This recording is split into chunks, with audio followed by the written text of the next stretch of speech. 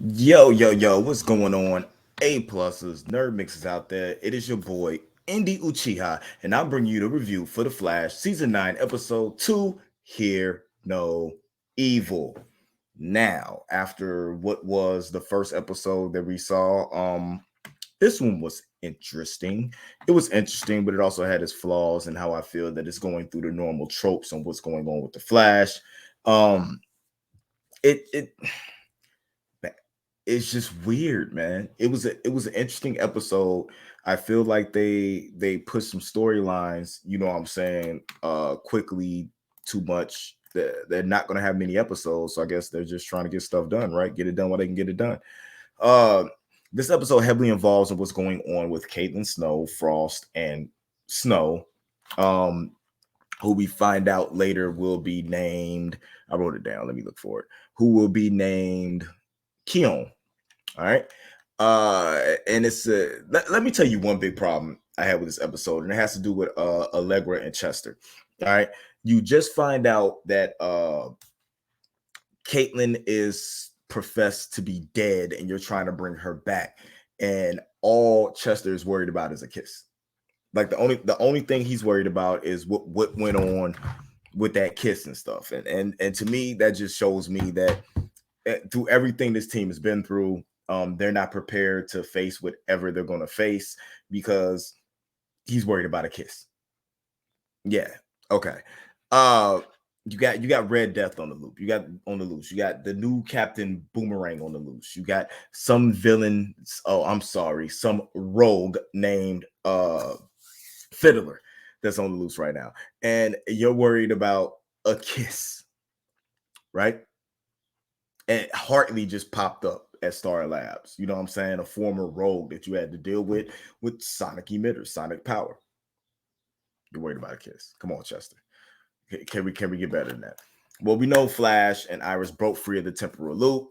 We know Red Death, which you don't know really is Red Death until after you see him see they, her, him ish take their corporal form at the end of the episode, but we know it's Red Death. We know what all the media and everything's been putting out. We already know that's Javicia Leslie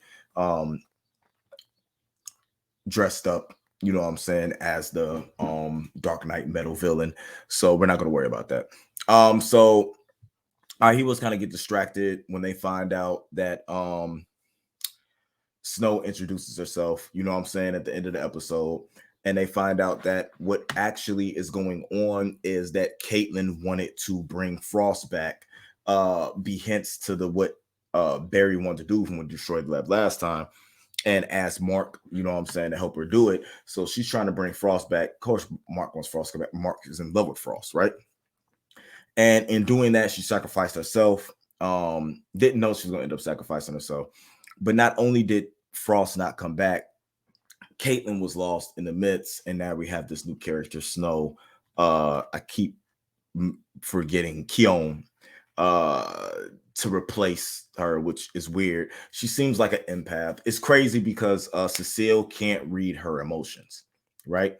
But she seems to be one of them people that is going to talk people through stuff like that. No powers as of yet, has no knowledge of the medical field that Caitlin has. So it's going to be interesting what this character's point is going to be in the episodes going forward, and how it fits into the plan of what's going on, because maybe because it's a fresh scope, this character doesn't know who she is or who she wants to be. Maybe she ends up siding with the villains. We don't know what's going to go on, but something has to be weird. We get the conversation with Joe West and Cecile. Miss Horton is geeked about her abilities jumping up, wanting to be a, you know what I'm saying, bigger part of Team Flash. But Joe explains his desire to like leave Central City because Cecile's powers coming to the forefront like they are giving her a bigger role on Team Flash, and it places her in danger because he's watched what Iris went through, watched what Barry went through. Got to think you just lost Caitlin, you just lost Frost. There's been a lot of loss, and the last thing he wants to do is lose his wife, especially with them having, you know what I'm saying, a baby and everything. So hey, I get where he's coming from, but final season, so I guess, you know, that'd be cool. um they do end up trying to like bring Caitlyn back through this experiment because he didn't Mark didn't have a steady power source. They try to do it, something goes haywire. Um they jump out. That's when the argument ensues. And they go, they find out that Mark only wanted to bring Frost back. So normal Flash things happen. They have a conversation on if it's morally right, what should they do. They hold a vote on it, but they eventually decide that they're going to let Snow Keon. I don't even know if I'm pronouncing that right. To make the decision on whether she lives or dies. Basically, she's giving up her life to bring somebody else back. But then they come to find out that they don't know if they can do it anyway because they needed like a whole scan map of like Caitlyn and Frost's brain. And when they came to find, they went through like all her father's stuff to try to figure out what was going on. And when they did, they found out that he had to make the same decision. And since he couldn't, he decided to keep them both. So it's two personalities stuck in one, one body, because he couldn't bring himself to get rid of one or the other because he loved them both equally. So that was crazy. The whole thing with Fiddler's going after Hartley because Red Death needs the Sonic Gauntlets for something. So she's attacking him. She hits him with the fiddle thing and ends up like giving his heart like a murmur. That's life threatening. So he ends up blasting himself off to S.T.A.R Labs, where Barry has to put like this arm thing on to be able to regulate his heart, to keep him alive. So you get a whole karmic, thing where he has to decide what he wants to do. He has that talk with Snow, and Snow tells her, if you really want to be a hero, you just can't change for a person that you love. You have to change within yourself. So he has to make that decision about what he's going to do. And of course, he decides to destroy Fiddler, take Fiddler out so Fiddler can't hurt those who he loves. So he ends up going back to his bar that he owns. Fiddler has, his boyfriend held hostage, and attempts to take out the Fiddler. The Fiddler who went back after the first altercation with Hartley and got into it with Red Death. Red Death like flew past her, was like, look, this is your last time. This is pain. Don't fail me again. So they get to fighting. Flash pops in. She has a power boost. She ends up it's cool because she doesn't have to use the fiddle. She can use anything. She's an artist, so it's like she used her body. She got on the microphone, started yelling into the microphone. Same effect, but stronger. So they end up overpowering her. Captain Boomerang comes to save the day, and then took the sonic emitters. You ended up with Hartley making the right choice, because why not? The only person's talk no jutsu who is better than Naruto's is Barry's. Another villain converted to the side of good. At the same time, Mark plans to take out Hartley, because when Snow came out and made the choice that she didn't want to get back in the machine and she wanted to live her life, that she didn't want to sacrifice her life in order to bring the other two back, which Barry and them agree with, because that's what Caitlyn was trying to do, was bring Frost back. They feel like it, to each their own. They're going to learn to love and cherish this new person that's here now. Hartley destroys the machine so that Mark can't force Snow into the machine, and then Mark says, look, I'm going to take you out for that. So that's probably going to come to the forefront in these last couple of episodes, what's going on. It was a decent episode. I just feel like it was more of the same old thing.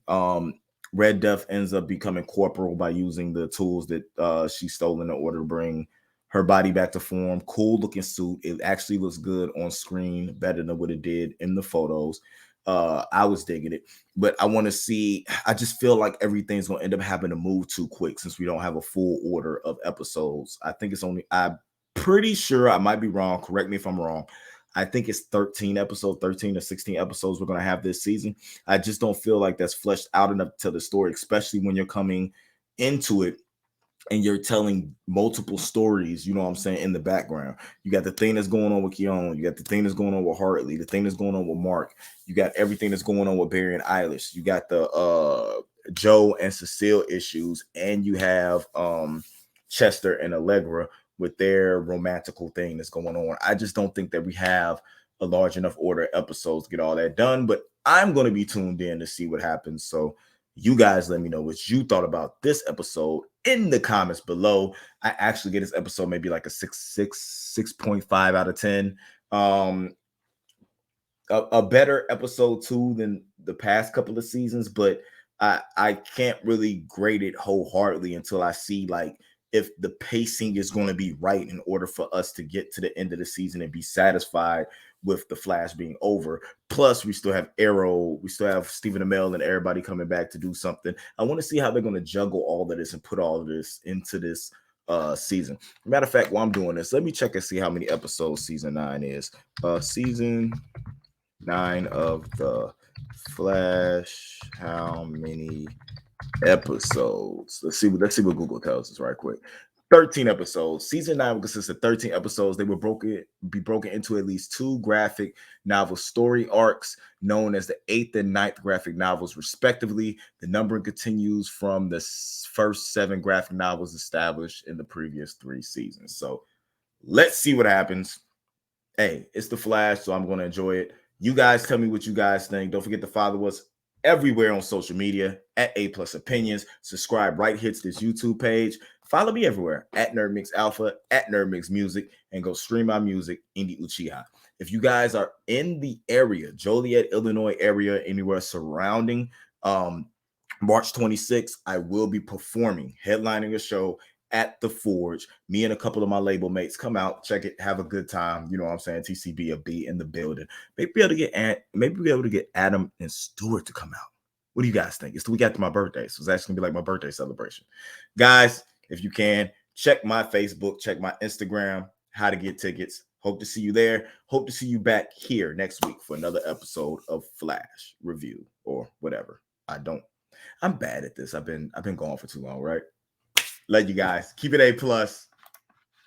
Indie out.